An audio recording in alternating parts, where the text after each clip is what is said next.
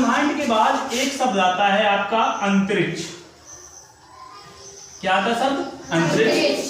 ब्रह्मांड जान लिए, ब्रह्मांड क्या है? आसपास जो भी दिखाई दे सब क्या है आपका? ब्रह्मांड। अंतरिक्ष क्या है? अंतरिक्ष क्या है? आसमान में काला दिखता है। आसमान में जो चीजें दिख रही हैं, आपका सूर्य दिखता है, आपका चंद्रमा दिखता है, और अनगिनत रात में क्या दिखते हैं? टिमटिमाते हुए तारे दिखते ना। आपका सूर्य दिख रहा है, चंद्रमा दिख रहा है, तारे दिख रहे हैं, ग्रह दिख रहे हैं, उपग्रह दिख रहे हैं, उल्का पिंड दिख रहे हैं, उच्छल तारा दिख रहे हैं, धूमकेतु दिख रहे हैं, सब क्या कहलाते हैं? खगोलीय पिंड। क्या कहलाते हैं लोग? खगोलीय पिंड। क्या कहलाते हैं? खगोलीय पिंड। तो खगोलीय पिंड क्या हो गया? आसमान की तरफ मुंह उठाओ और जो कुछ दिखाई दे वो क्या आपका?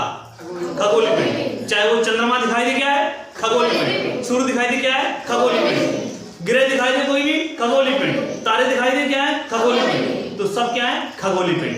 अब दो कोई खगोलीय पिंड है, किसी भी कोई भी खगोलीय पिंड है, उनके बीच में खाली स्थान तो होता ही है। खाली स्थान होता है ना, तो जो खाली स्थान है उसको कहते हैं बेटा क्या? अंतरिक्ष। अंतरिक्ष की स्पेलिंग होती है यूनिवर्स। क्या होती है? यूनिवर्स। तो यूनिवर्स क्या हो गया? दो खगोलीय पिंडों के बीच की खाली जगह क्या कहलाती है? अंतरिक्ष। और इसको शून्य भी कहते हैं। क्या कहते हैं हम लोग? शून्य भी कहते हैं इसको। पहली चीज पड़ी ब्रह्मांड। ब्रह्मांड का मतलब है जो कुछ चीजें, चाहे वो खाली जगह हो, चाहे खगोलीय पिंड हो, सबको मिला दो क्या हो जाता है? ब्रह्मांड। इसको कहते हैं कॉस्मोस। और उसके बाद जो दो खगोलीय पिंड हैं, कोई से भी दो खगोलीय पिंड, उन खगोलीय पिंडों के बीच में जो खाली स्थान है वो कहलाता है क्या? अंतरिक्ष, जिसे कहते हैं यूनिवर्स। तो कौन बड़ा हो गया? ब्रह्मांड। उसके बाद कौन होगा? अंतरिक्ष। क्लियर है ना? तो कई साल पहले क्या था कि अंतरिक्ष में धूल के काले खट्टे कोहरा जैसा क्या रहता है? घूमता रहता था। कोहरा जैसा गोल गोल ये आपका क्या है? एक धूल के कण, धूल के बादल, गैसों के बादल इधर से उधर घूमते रहते थे, जिन्हें हम लोग कहते हैं निहारिका। निहारिका को अंग्रेजी में कहते हैं बेटा नेबुला। क्या कहते हैं? नेबुला। तो आसमान में दूर दूर तक धूल के कण, गैसें इकट्ठी होकर क्या करती रहती? घूमती रहती थी। घूमती रहती, जिसे क्या कहते हैं? निहारिका। क्या कहते हैं? निहारिका। ये आपस में घूमती रहती थी और गुरुत्वाकर्षण भी करती रहती थी। क्या? गुरुत्वाकर्षण। गुरुत्वाकर्षण और इनके घूमने के घूर्णन, गुरुत्वाकर्षण और घूमने के कारण घूर्णन, घूर्णन के कारण में लग गई आग। क्या लग गई? आग।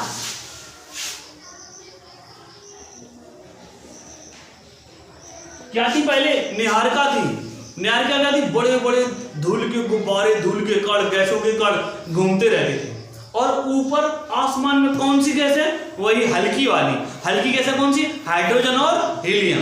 इनमें क्या भरा रहता था?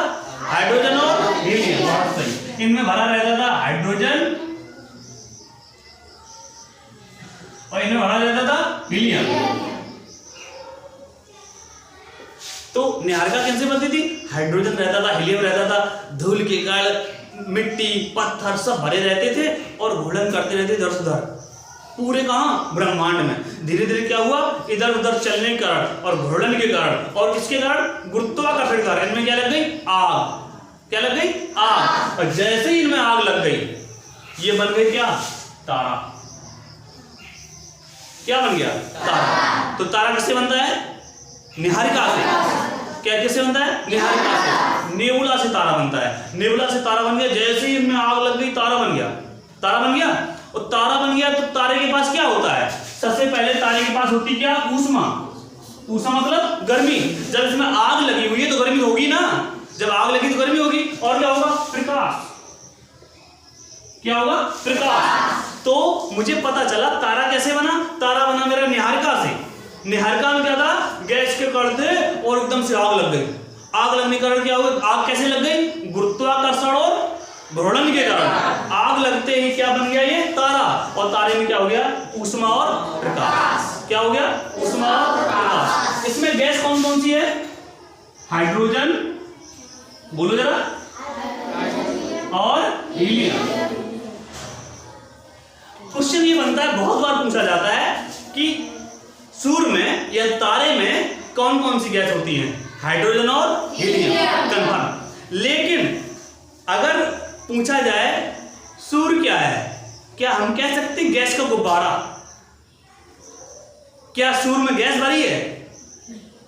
अभी तो बोले हो कि हाइड्रोजन और हीलियम है, हाइड्रोजन और हीलियम है, तो क्या जो सूर्य में क्या गैस भरी है? हाइड्रोजन हीलियम है, गैस है, लेकिन वो गैसीय अवस्था में नहीं भरी है। कैसी अवस्था में भरी है? प्लाज्मा में। कौन सी अवस्था में भरी है? प्लाज्मा में। हाइड्रोजन हीलियम है, लेकिन है किस बेस में? प्लाज्मा में। पदार्थ के प्रकार बताए थे, 3 प्रकार आप लोग पढ़े हैं। चौथा प्लाज्मा होता है, 5वां बोसान होता है, H बोसान, वो भी पढ़ा नहीं है। लेकिन पहला ठोस, द्रव, गैस और दूसरा तीसरा ये प्लाज्मा। तो प्लाज्मा के रूप में भरी रहती है। प्लाज्मा रूप मैंने बताया था क्या? नाक को निकाल दो, कटोरी में रख दो, वो क्या है आपकी? प्लाज्मा है, वही भरी है। किसका? हाइड्रोजन हीलियम को प्लाज्मा के रूप में भरी है। क्या? नाक के रूप में। ठोस होता है, क्या होता है? खड़ा रहता है। द्रव होता है, बह जाता है। गैस होता है, उड़ जाता है। लेकिन प्लाज्मा ना बहती है, ना उड़ती है, ना खड़ी होती है। उदाहरण क्या आपका? नाक। और क्या बता रहा? खखार, थू कर दो, वो भी क्या है आपकी? प्लाज्मा। इस रूप में भरी। अच्छा, एक चीज और सोचो कि प्लाज्मा ही क्यों भरी है?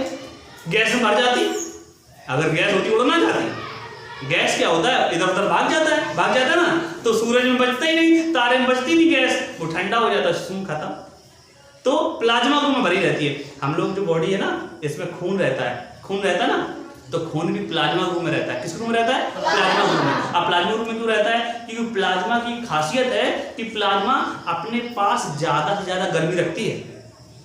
प्लाज्मा अपने पास ज्यादा से ज्यादा गर्मी रख सकती है, इस वजह से प्लाज्मा रूप में भरा। अपने खून में भी प्लाज्मा है। तो प्लाज्मा क्यों है? इसमें ऊर्जा इकट्ठी होती है। क्या इकट्ठी होती है? ऊर्जा। तो एक बात समझ में आई कि सूरज में क्या भरा हुआ है? प्लाज्मा। सूरज में क्या भरा हुआ है? प्लाज्मा। क्लियर है ना? आगे बढ़ते हैं। प्लाज्मा क्यों भरी है? क्योंकि उसमें ज्यादा ऊष्मा रख सकती है ना? क्लियर? प्लाज्मा क्यों है? क्योंकि प्लाज्मा ज्यादा ऊष्मा रख सकती है। अच्छा, अब ये आग लग गई, आग लगने के बाद इसे क्या होना चाहिए था? ठंडा हो जाना चाहिए था, लेकिन ठंडा हो रहा है नहीं, वो जल रहा है। बहुत साल हो गए जलते जलते। जल क्यों रहा है? ये जल इस वजह से रहा है क्योंकि इसमें संलयन होता रहता है। क्या होता रहता है? संलयन। संलयन किसमें होता है? हाइड्रोजन का जो संलयन होता है वो होता है किसमें? हीलियम में।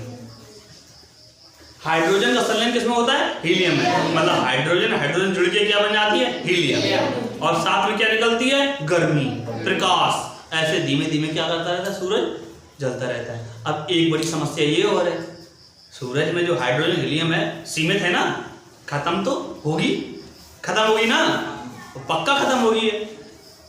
सूरज जो है अपने पास का तारा है, ये बेटा अपनी आधी जिंदगी जी चुका है।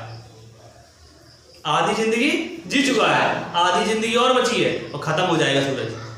और जैसे खत्म हो जाएगा क्या होगा? आसपास अंधेरा। अंधेरा छोड़ो, खाना नहीं बनेगा, क्योंकि प्रकाश संश्लेषण क्रिया में क्या चाहिए? सूर्य का प्रकाश। और जब सूर्य का प्रकाश नहीं है, खाना नहीं बनेगा। खाना नहीं बनेगा, क्या खाएंगे? क्या खाएंगे? कुछ नहीं, मरोगे। सबका सब क्या हो जाएगा? तबाह हो जाएगा। सूरज आधा बचा, आधा और रह गया शेष, खत्म हो जाएगा, सब लोग खत्म हो जाएगा। लेकिन तब तक हम जिंदा नहीं रहेंगे, आप लोग भले रहो। आप लोग रहोगे जिंदा? क्या नहीं रहोगे। करोड़ों अरबों साल अभी भी है इसकी।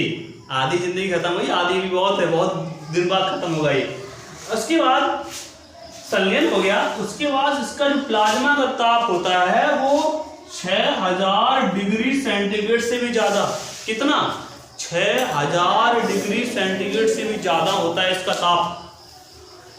अब जो पानी जिसमें खौलता है वो होता है 100 डिग्री सेंटीग्रेड, होता है ना, उसमें हाथ डाल दो, क्या होगा? और उसको अगर 1000 डिग्री कर दो तो पानी तो नहीं रहे, पानी तो उड़ जाएगा, लेकिन प्लाज्मा बनी रहती है। 6000 से उससे भी ज्यादा तक बनी।